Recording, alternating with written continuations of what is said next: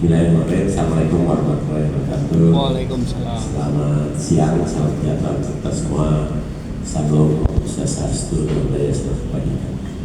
Yang terhormat instansi media dan seluruh pemirsa yang menyaksikan, saya akan memberikan pengantar beberapa hal yang mungkin nanti lebih banyak tanya jawabnya.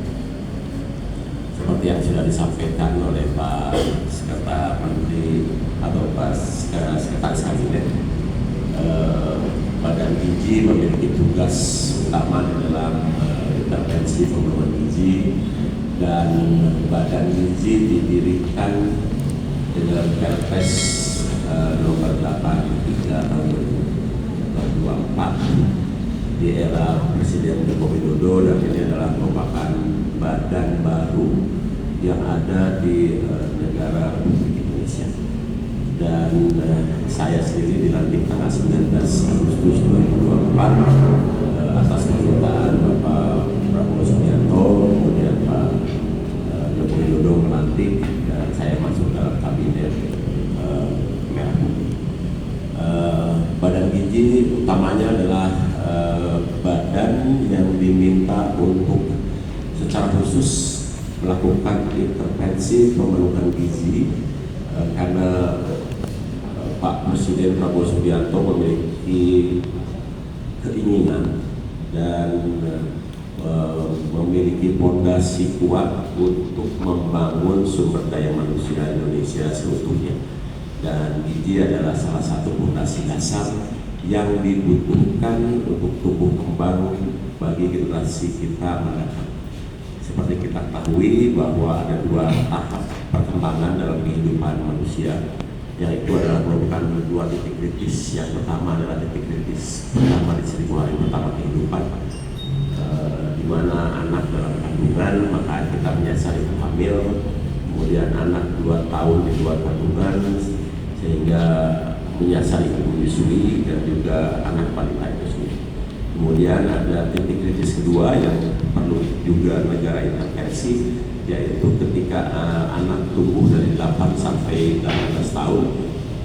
Ini tujuannya untuk menghasilkan pertumbuhan yang optimal secara fisik. Nah, untuk 1000 hari pertama kehidupan yang merupakan titik kritis pertama, ini adalah tujuan untuk menghasilkan generasi yang cerdas, karena disitulah perkembangan otak, kemudian kecerdasan bisa kita optimalkan. Dan saya kira ini hal yang sangat penting. Kenapa perlu dilakukan? Karena seperti kita ketahui, penduduk Indonesia masih tumbuh 6 orang per menit, 3 juta per tahun, dan masih akan terus tumbuh mencapai 324 juta di tahun 2040. Nah, sekarang sebetulnya bukan masalah pertumbuhannya, tapi sumber pertumbuhan. Seperti disampaikan oleh Presiden berkali-kali, dan data menunjukkan bahwa anak Indonesia sebagian besar saat ini tumbuh dari orang tua yang kalangan pendidikannya rata-rata 9 tahun. Khusus Jawa Barat itu rata-rata ramahan pendidikannya 8,8 tahun, Jawa Tengah 8,01 tahun, Jawa Timur 8,11 tahun.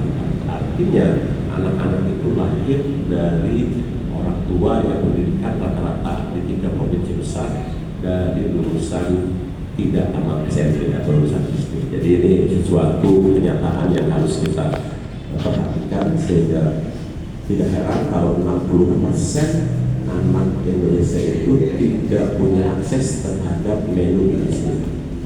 Dan sebetulnya ada datanya yang cukup bisa mendapatkan itu dari angka anggota rumah, di mana anggota rumah tangga dibagi 5, dari mulai kelas miskin sampai kelas atas. Kelas atas anggota rumah tangganya hanya 2,84 ton.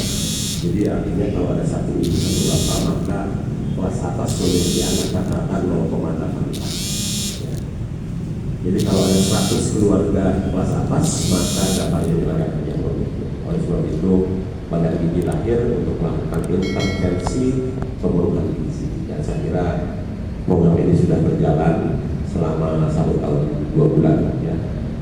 Dan target penerima manfaatnya yang ingin saya sampaikan di penekanan 82,9 juta, terdiri dari ibu hamil, ibu menyusui, anak balita, kemudian seluruh anak sekolah dari mulai PAUD sampai anak SMA termasuk sakti dan sekolah keagamaan lainnya. Nah, angka ini merupakan patokan dasar dari data yang kami miliki, yang sementara mungkin akan terjadi perkembangan lebih lanjut, tapi nanti setelah semua intervensi dilakukan kita akan dapat data sebelumnya, karena banyak santri yang kami sadari yang tidak terdata di Kementerian Agama. Kemudian banyak anak balita juga yang masih belum memiliki NIK. Kemudian juga anak usia sekolah yang putus sekolah yang masih kami harus data sebelumnya. Tapi patokan pertama adalah 82,9 juta, dan kami akan melakukan kewajiban terhadap seluruh yang berhak atas minoritas disimpan, karena kami lihat ini sebagai hak dasar untuk seluruh anak Indonesia di usia mulai dari dalam kandungan sampai 18 tahun untuk akses terhadap minoritas disimpan. Tetapi dalam pelaksanaannya tidak seluruh hak yang dimiliki harus dipenuhi, karena yang berhak boleh tidak menerima target makan bergizi. Ya, seperti contoh di Kota Bogor ya. Jadi ada sekolah, seperti contohnya saya sebutkan saja supaya clear. Bina Insani, Bosowa Bina Insani itu memiliki kantin yang diubah menjadi satuan pelayanan pembangunan gizi. Tetapi seluruh anak sekolah Bina Insani sekarang tidak menerima makan bergizi, karena mereka tidak menginginkan dan kita hormati. Tapi SPG-nya tetap berjalan di sekolah Bosowa Bina Insani untuk melayani sekolah sekitarnya. Kemudian sekolah lain di Kota Bogor yang tidak menerima MBG, contohnya Madiwana, sekolah Bogor.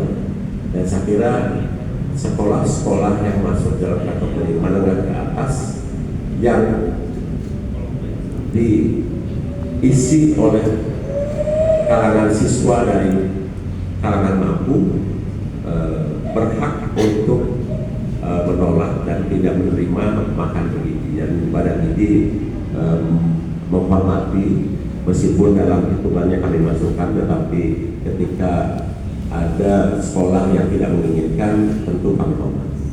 Nah, kemudian juga di dalam sekolah umum, di sekolah umum yang menerima MBG, ketika ada orang tua yang tidak menginginkan, kami juga hormati. Jadi tidak ada paksaan untuk menerima program makan bergizi bagi kalangan yang sudah mampu.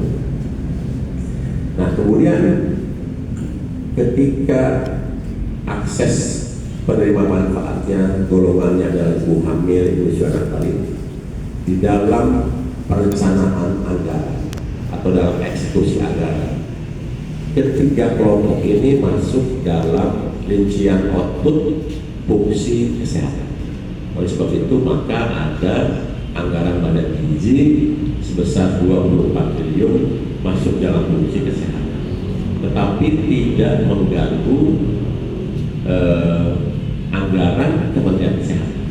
Terbukti dari anggaran Kementerian Kesehatan dari tahun ke tahun naik, meskipun ada 24 triliun untuk tahun 2026 ini fungsi kesehatan yang dilakukan oleh Badan Gizi Nasional. Nah, kemudian pada kelompok anak sekolah termasuk santri dan sekolah keagamaan lainnya masuk dalam rincian output fungsi pendidikan. Makanya ada anggaran 223 triliun sebagai bagian dari fungsi pendidikan. Tapi tidak mengganggu anggaran dari Kementerian Pendidikan Dasar dan Menengah, karena dari tahun ke tahun terus naik. Tidak mengganggu Kementerian Pendidikan Tinggi, Sains dan Teknologi, karena dari tahun kemarin ke tahun ini juga naik. Kemudian juga tidak mengganggu transfer pusat ke daerah untuk tunjangan guru, karena dari tahun kemarin ke tahun ini naik 10%. Ya. Jadi itu saya ingin sampaikan. Dan kemudian ada satu lagi RO atau rincian output yang ada di Badan Gizi terkait dengan lingkungan manajemen dan lain-lain, yaitu fungsi ekonomi. Nah, ketika kemudian Kementerian Sosial membicarakan terkait program makan bergizi untuk lansia yang selama ini dilakukan oleh Kementerian Sosial, dan Kementerian Sosial melihat bahwa struktur SPG sudah menyebar di seluruh Indonesia dan memudahkan Kementerian Sosial memberikan bantuan kepada lansia, kemungkinan besar akan ada juga RO sosial di Badan Gizi Nasional yang tidak mengganggu anggaran dari Kementerian Sosial, karena target penerima manfaatnya itu terkait dengan kelompok-kelompok di mana fungsi-fungsi itu biasa diberikan. Dan saya kira itu yang ingin saya sampaikan.